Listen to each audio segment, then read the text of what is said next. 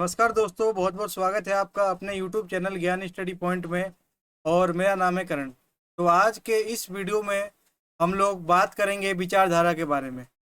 बहुत सारे दोस्तों का कमेंट आया था कि हमें उदारवाद, मार्क्सवाद और रूढ़िवाद ये तीनों विचारधाराएं समझ में नहीं आ रही हैं। तो मैं आज आपके लिए एक ऐसा वीडियो लेके आया हूँ। इस एक सिंगल वीडियो में आपको तीनों ही विचारधारा क्लियर हो जाएंगी।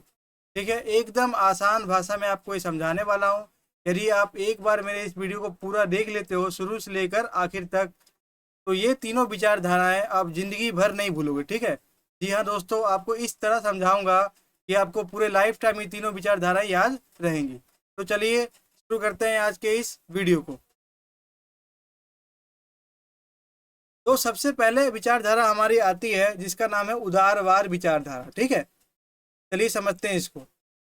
देखो, मनुष्य एक विवेकशील प्राणी है जो अपना हित अहित स्वयं स्वयं समझता है। ठीक है, यहाँ पे इस विचारधारा का मतलब यही है कि जो मनुष्य है, यहाँ पे मनुष्य को जो है वो प्रमुख बताया गया है।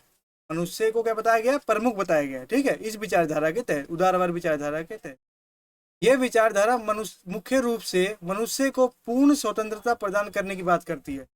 ये जो विचारधारा है ये मनुष्य को पूरी स्वतंत्रता प्रदान करने की बात करती है। ठीक है, देखो विचार, ये जो उदारवाद और मार्क्सवाद विचारधारा में आप ये ध्यान रखना, एक हमारा है मनुष्य, एक क्या है हमारा मनुष्य, एक हमारा है सत्ता या फिर सरकार मान लो। ठीक है, तो उदारवादी विचारधारा में क्या है, मनुष्य पावरफुल होता है, इसी के पास सभी जो है शक्तियां रहती है। और इसके बाद आपका आएगा मार्क्सवादी विचारधारा, उसमें जो है तो सभी जो पावर है वो सत्ता यानी सरकार के पास चली जाती है। ठीक है, चाहे वह स्वतंत्रता राजनीतिक हो, आर्थिक हो या फिर सामाजिक हो। यानी कि उदारवादी विचारधारा ये कहती है कि मनुष्य अपना हित अहित स्वयं समझ सकता है और मनुष्य को पूरी स्वतंत्रता प्रदान करनी चाहिए। ठीक है, चाहे वो राजनीतिक हो, राजनीतिक में यानी कि जैसे वोट डालने का, आर्थिक यानी कि अपना व्यापार करने का और दूसरे देशों के साथ व्यापार करने का, ये सब अधिकार मनुष्य को पूरी रूप से दी जाए। यह विचारधारा पूंजीवाद का समर्थन करती है। ये विचारधारा कहीं ना कहीं जो है पूंजीवाद के समर्थन वाली विचारधारा है। ठीक है, पूंजीवाद का मतलब क्या होता है आपको पता ही होगा कि जिसके पास जितना ज्ञान है वो उतना तरक्की कर सकता है। ठीक है, ये पूंजीवाद का मतलब होता है। इसमें नागरिकों को सारे अधिकार और स्वतंत्रता प्रदान किए जाते हैं। इसमें जितने भी जो अधिकार है वो नागरिकों को दे दिए जाते हैं अपना विकास करने के लिए। ठीक है, यानी कि सरकार की जो भूमिका इसमें ना के बराबर होती है, ज्यादातर भूमिका इसमें नागरिक की होती है। ये था हमारा पहला विचारधारा। अब चलिए समझते हैं दूसरे विचारधारा को। और इससे पहले ये देख लीजिए उदारवाद विचारधारा के जनक कौन थे। तो उदारवाद विचारधारा के जो हमारे जनक थे वो थे जॉन लॉक। ठीक है, जॉन लॉक को उदारवाद विचारधारा का जनक कहा गया। अब हमारा अगला विचारधारा आता है वो है मार्क्सवाद विचारधारा। ठीक है, ये हमारा ठीक उदारवाद विचारधारा से उल्टा है। उदारवाद विचारधारा कैसे था? पूंजीवादी विचारधारा, पूंजीवादी था। ठीक है, अब ये हमारा मार्क्सवादी विचारधारा क्या है? उदारवादी विचारधारा में आपने देखा था कि मनुष्य जो है वो ताकतवर था और समाज क्या था? समाज हमारा कमजोर था। अब इसमें उल्टा हो जाएगा, इसमें हमारा समाज ताकतवर हो जाएगा और मनुष्य कमजोर हो जाएगा। ठीक है, चलिए समझते हैं। इसमें सारे अधिकार में जितने भी जो अधिकार हैं वो राज्य को दे दिए जाते हैं। जो भी अधिकार है वो राज्य यानी कि सरकार को दे दिए जाते हैं। व्यक्ति का वर्चस्व शून्य हो जाता है। व्यक्ति का जो वर्चस्व यानी कि जो व्यक्ति की जो पावर है वो शून्य हो जाती है।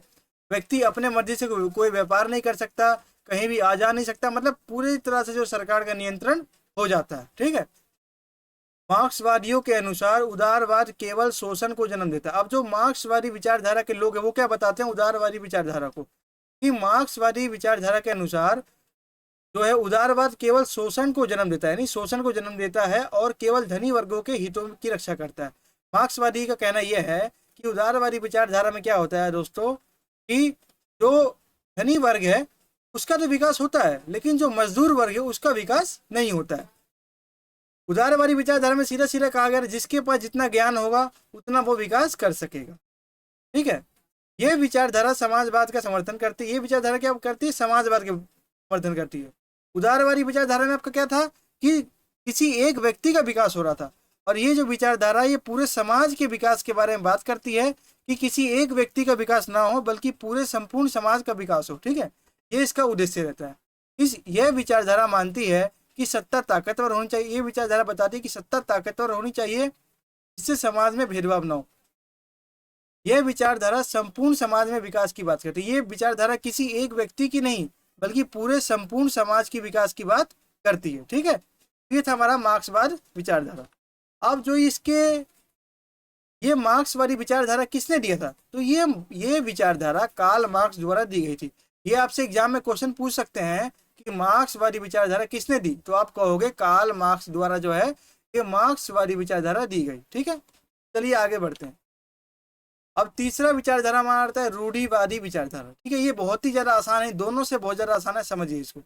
रूढ़िवाद विचारधारा के लोग किसी चीज के बारे में पुराने समय से चली आ रही तथ्यों और सिद्धांतों में विश्वास करते हैं। इस प्रकार रूढ़िवादी का मतलब समझ लो कि जो पुराने जमाने के जो लोग होते हैं, जो पुराने ख्यालों वाले होते हैं, वो रूढ़िवादी विचारधारा आती है कहते हैं। ठीक है, एवं उसी को स्वीकार करते हैं। इस प्रकार के जो लोग होते हैं वो किसी चीज के बारे में पुराने समय से चली आ रही तथ्य, जो पुराने समय से जो नियम रिवाज है, उस तथ्य को और सिद्धांतों में विश्वास करते हैं, उसी को स्वीकार करते हैं। यानी कि जो है ये परिवर्तन करना नहीं चाहते। ठीक है, जो पुराने समय में जो भी परंपराएं चली आ रही उसी को निभाते चले आते हैं, लेकिन उसमें कोई परिवर्तन करना नहीं चाहते। इस विचारधारा के लोग पुराने नियमों को अधिक मानते हैं। ये जो विचारधारा के लोग आपको मिलेंगे ये पुराने रीति रिवाजों को अधिक मानेंगे। आप इसका उदाहरण देख सकते हो, जैसे आपके गाँव में और आपका शहर देख लो। तो गाँव में क्या है कि लोग जो है पुराने रीति रिवाज को मानते हैं, हर चीज़ फॉलो करते हैं, लेकिन शहर में फॉलो नहीं करते हैं लेकिन कुछ कम करते हैं। तो यही है हमारा। इस विचारधारा के लोग नवीन परंपराओं में अधिक विश्वास नहीं करते। ये जो विचारधारा के लोग हैं, ये जो मॉडर्न लाइफ न्यू लाइफ चल रही है, इसमें विश्वास नहीं करते। ये बोलते हैं जो पुराना जीवन था वही सही था, पुराने रीति रिवाज को ही मानते हैं। ठीक है, समझ गए आप तीनों विचारधारा। अब मैं आपको एक बार और समझा देता हूँ शॉर्ट में। ठीक है, अब तो पूरा मैंने आपको समझा दिया, अब एक बार आप शॉर्ट में समझ लीजिए। पहला था हमारा उदारवाद, जिसमें क्या था मनुष्य, जिसमें आपका मनुष्य क्या था ताकतवर था। ठीक है, ताकतवर था। दूसरा हमारा कौन सा था मार्क्सवाद, जिसमें समाज ताकतवर था, हमारा समाज ताकतवर था। ठीक है, और तीसरा हमारा क्या था रूढ़िवाद। ठीक है, इसके अंदर आपको क्या था दोस्तों, इसमें पुरानी पुराने विचारधारा को जो मानने वाले लोग हैं, जो पुराने रीति रिवाजों को मानने वाले लोग हैं, वो रूढ़िवाद विचारधारा के तहत आती है। समझ गए आप तीनों विचारधाराएं। मैंने आपको बड़े ही सरल भाषा में समझाने का प्रयास किया है तीनों विचारधारा। तो ये था हमारा आज का वीडियो। थैंक्स फॉर वॉचिंग सभी को। ठीक है, यदि आपको वीडियो पसंद आया हो तो चैनल को सब्सक्राइब जरूर करें और साथ ही बेल आइकन पे क्लिक करके ऑल पे सेट कर दें, ताकि मैं यदि अगला कोई वीडियो अपलोड करूं तो आपके पास सबसे पहले नोटिफिकेशन जाए। ठीक है, और कोई डाउट है तो कमेंट जरूर करें, और वीडियो अच्छा लगे तो लाइक करें और अपने दोस्तों के साथ शेयर करें, और कमेंट में जरूर बताएं कि आज का वीडियो आपको कैसा लगा। ठीक है, तो ये था हमारा आज का वीडियो। तो मिलते हैं अगले किसी और वीडियो में, जब तक के लिए जय हिंद जय भारत।